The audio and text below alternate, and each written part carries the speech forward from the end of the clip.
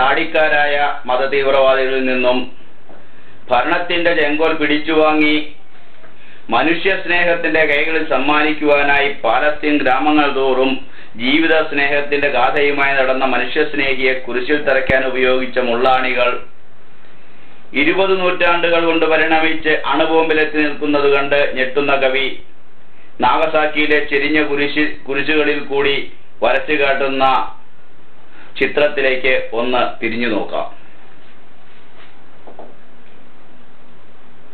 മാനവ സംസ്കാരത്തിൻ പട്ടട കരിമ്പുക മാറാല കെട്ടിപ്പൊങ്ങും മൂകഭീകരരംഗം നാടിനെ ഞടുക്കുമാ കുത്തുവള്ളികൾ കണ്ടോ നാഗസാക്കിയും ഹിരോഷിമയും ശ്മശാനങ്ങൾ കത്തുന്ന കണ്ണും വച്ചു വീരങ്കി നിൽക്കും യുദ്ധ കത്തിരി പൂട്ടിൽ പച്ച മനുഷ്യൻ ചതയുമ്പോൾ മാനവ സംസ്കാരത്തിൻ പട്ടട കരിമ്പുക മാറാല കെട്ടും നാഗസാക്കിതൻ ചിത്രം നോക്കൂ. എത്ര ഞാൻ തുടച്ചിട്ടും മാഞ്ഞീലൻ സ്മരണയിൽ ചിത്രവാരികയിലെ നാഗസാക്കിതൻ ചിത്രം.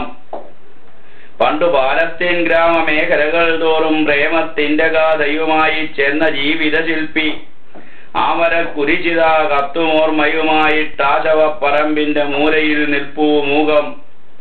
നാഗസാക്കിയിലുള്ള കുരിശിൻ നെടുവീർപ്പി നാടിനു നൽകും യുഗത്തിന്റെ സന്ദേശം കേട്ടോ. ഈ വിശ്വപ്രകൃതിയെ തീപിടിപ്പിക്കാൻ നിന്നു വേവുന്ന വെടിമരുന്നാലകൾക്കെതിരായി അവയെ പൊത്തിപ്പിടിച്ച് ആഗോള യോഗക്ഷേമ നവനീതികളോതും ശക്തികൾക്കെതിരായി അവയെ പൊത്തിപ്പിടിച്ച് ആഗോള യോഗക്ഷേമ നവനീതികളോതും ശക്തികൾക്കെതിരായി പോവുക നാടിൻ വിലപ്പെട്ട സംസ്കാരത്തിന്റെ ഭാവഗായകർ നിങ്ങൾ ഭാവിതൻ വാഗ്ദാനങ്ങൾ.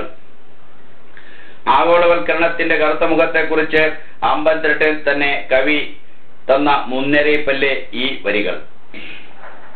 പണ്ട് മഴക്കാലത്ത് വെള്ളം പൊങ്ങുമ്പോൾ കുട്ടനാടൻ പാടശേഖരങ്ങളിലെ മടയിടിഞ്ഞ്, അതായത് ചിറ പൊട്ടി വെള്ളം കയറി കൃഷി നശിക്കുക ഒരു സാധാരണ സംഭവമായിരുന്നു. അങ്ങനെ പൊട്ടിയ ചിറ വീണ്ടും കെട്ടിയുറപ്പിക്കുന്നതിനായി മനുഷ്യക്കുരുതി നടത്താറുണ്ടായിരുന്നു എന്നത് ഒരു ചരിത്ര സത്യമാണ്. അങ്ങനെ പുലയന്റെ പശയുള്ള ചോര കൂട്ടി പടുത്തുയർത്തിയ ചിറകളുടെ കഥ പറയുവാനും കവി സമയം കണ്ടെത്തുന്നുണ്ട്. ഒരുമിച്ചൊന്നായി പ്രേമസല്ലാപം നടത്തിയിരുന്ന വയലിനെയും പുഴയെയും ചിറകെട്ടി വേർതിരിച്ച് അവരുടെ പ്രേമസല്ലാപത്തിന് വിഘ്നം വരുത്തിയ പുലയരെ തെറി പറയുന്ന കവിതാക്കളിലൂടെ തുടങ്ങി പുഴയുടെ വക്കിലെ കൂരകളിലെ പുകനൂല് പൊങ്ങുന്ന വിളക്കിനരികത്തിരുന്ന് തങ്ങൾ കുട്ടികളായിരുന്നപ്പോൾ നടന്ന ആ കഥകൾ ഓർമ്മയിൽ നിന്നും പെറുക്കിയെടുത്ത് ചുക്കിച്ചുളിഞ്ഞ വായ്ക്കകത്തുള്ള ആടിത്തളരാത്ത നാവുകൾ കൊണ്ട് തങ്ങളുടെ കുഞ്ഞുമക്കൾക്കായി പറഞ്ഞു കൊടുക്കുന്ന പുലയ മുത്തശ്ശിമാരുടെ കഥകളിലൂടെ ആ ക്രൂരത സവിസ്തരം വരച്ചു കാട്ടുന്ന കവി അവസാനം പറഞ്ഞു നിർത്തുന്നു. വയൽ വരമ്പത്തു നിന്നാർത്തുയർന്നു ജയ ജയ കാളി ജയിക്ക കാളി. വയൽ വരമ്പത്തു നിന്നാർത്തുയർന്നു ജയ ജയ കാളി ജയിക്ക കാളി. പുലയക്കുടികളിൽ നിന്നുയർന്നു മുളചീന്തിടുമ്പോൾ നിലവിളികൾ. ഭഗവതി തൻ വാളുയർന്നു വീണ്ടും ജയ ജയ ശബ്ദം മുഴങ്ങിവാനിൽ. പുലയ യുവാവിൻ കഴുത്തിലേക്കാ കൊലവാൾ വധിച്ചു നിലച്ചു ശബ്ദം. ചുണയുള്ള ചോര ചുടുന്ന ചോര മണമുള്ള ചോര പതഞ്ഞു മണ്ണിൽ. അകലെ പകലിന്റെ തീമഴയും ഒരു മുകിൽ കീറാൽ മറഞ്ഞിരുന്നു. മണലിന്റെ ചാക്കുകളട്ടിയിട്ടു മനുജപ്രയത്നം വരമ്പുയർത്തി. പുലയന്റെ പശയുള്ള ചോര കൂട്ടി പുതിയ വരമ്പു നിവർന്നു നിന്നു.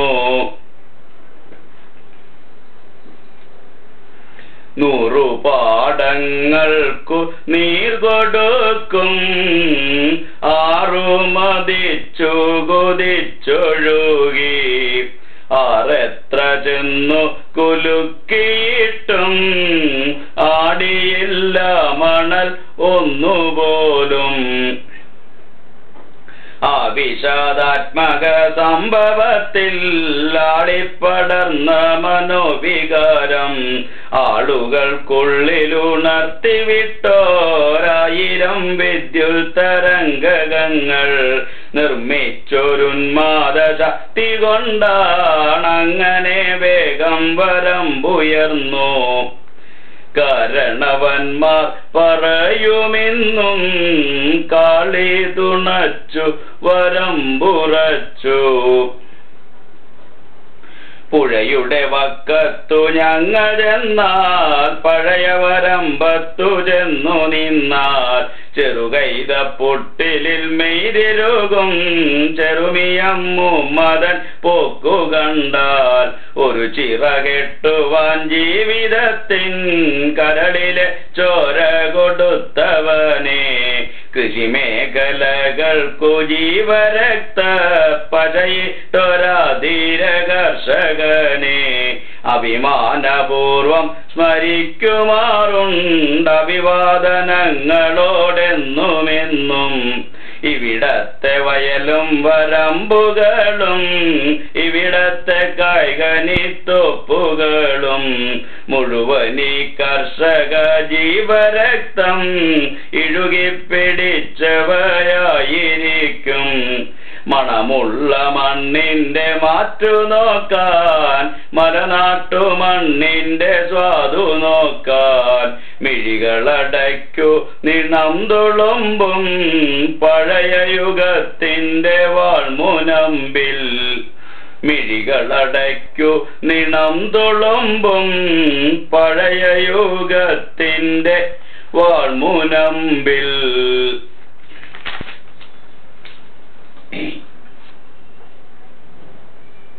തൊഴിൽശാലകളിലും പായ്ത്തറിയിൽ കയർ പാവിടുവോരിലും മഴയത്തും വെയിലത്തുമെല്ലാം വയലേലകളിൽ നിന്ന് മുണ്ടകഞ്ഞാറുകൾ നട്ടു നനച്ചു വളർത്തുന്നതുമായ പച്ച മനുഷ്യരിലേക്ക് തുള്ളൽപ്പാട്ടുകളായി കൈരളി വന്ന കഥ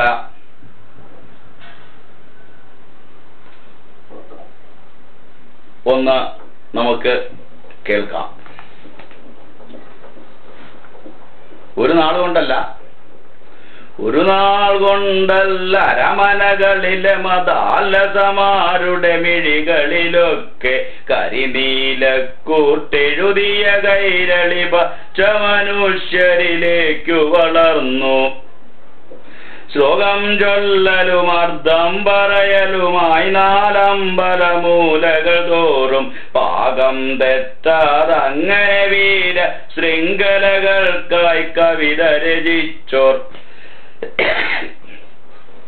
കുടുംബമുറുക്കി കെട്ടിപ്പൂണോലിഴകളിലോമൽ കൈവിരലോടി ചടിമുടി പെണ്ണിൻ മുലയും മൂടും കവിതയിലാക്കിയ പണ്ഡിതവർഗം. കിടുകിടയൊന്നു ഞടുങ്ങിയ കഥയുണ്ടൊരു ചക്കാട്ടും വാണിയനവരെ പടുവിഡ്ഢികളെന്നോതീതലയിൽ കാടുകളുള്ളവരത്രേ നിങ്ങൾ.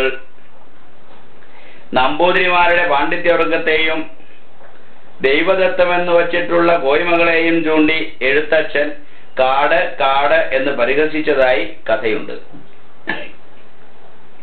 കിടുകിടയൊന്നു ഞടുങ്ങിയ കഥയുണ്ടൊരു ചക്കാട്ടും വാണിയനവരെ പടുവിഡ്ഢികളെന്നോതീതലയിൽ കാടുകളുള്ളവരത്രേ നിങ്ങൾ. ധാരണമാറി മലയാളത്തിൽ കവിതകളെഴുതാമെന്നായങ്ങനെ കേരള നാടിനു കിട്ടിയതനതായി ശ്രീഭാരതവും രാമായണവും. അന്നൊരു സന്ധ്യയിൽ ആളുകളിങ്ങിഞ്ഞിരുങ്ങിയിരുന്നോരമ്പലമുറ്റത്തന്നുവരയ്ക്കും കാണാത്തൊരു നവനടനകലോത്സവമാരംഭിച്ചു. ഉന്നതനാമൊരു യുവഗായകനെ കണ്ടു കേരളമുജ്വല ജീവൻ സ്പന്ദനമന്നു മുഴങ്ങി നാട്ടിൽ പുതിയൊരു കലയുടെ രംഗവിധാനം. ഉന്നതനാമൊരു യുവഗായകനെ കണ്ടു കേരളമുജ്വല ജീവൻ സ്പന്ദനമന്നു മുഴങ്ങി നാട്ടിൽ പുതിയൊരു കലയുടെ രംഗവിധാനം. പിന്നെ ചക്കുകൾ മില്ലുകളായി, ചക്രം യന്ത്രവുമായി, നാണയമുന്നത ജീവിത കരുവായങ്ങനെ നാട്ടിൽ വളർന്നു മുതലാളിത്തം. അതിനെ എതിർത്തു കുതിച്ചു മർദ്ദിത കോടികൾ നീലേ, ജീവിത വിപ്ലവ കഥകൾ ഉയർന്നു, ബലിപീഠങ്ങൾ ഉയർന്നു, മലനാടൊന്നു നിവർന്നു. ഇവിടെയുയർന്നു രക്തത്തിട്ടകൾ, അവയിൽ പടവാൾ മുനകൾ മുക്കി, കവിത കുറിച്ചു, കഥകൾ രചിച്ചു, കവികൾ ഗാതികർ ഗായകർ പാടി. അന്തിക്കാട്ടെ തെങ്ങിൻ ചിറകളിൽ, വയലാറിലെ മണൽ മൈതാനങ്ങളിൽ, എന്തിന്നിവിടെ ജീവിതബോധമുണർന്നേടങ്ങളിൽ നിന്നെല്ലാമേ.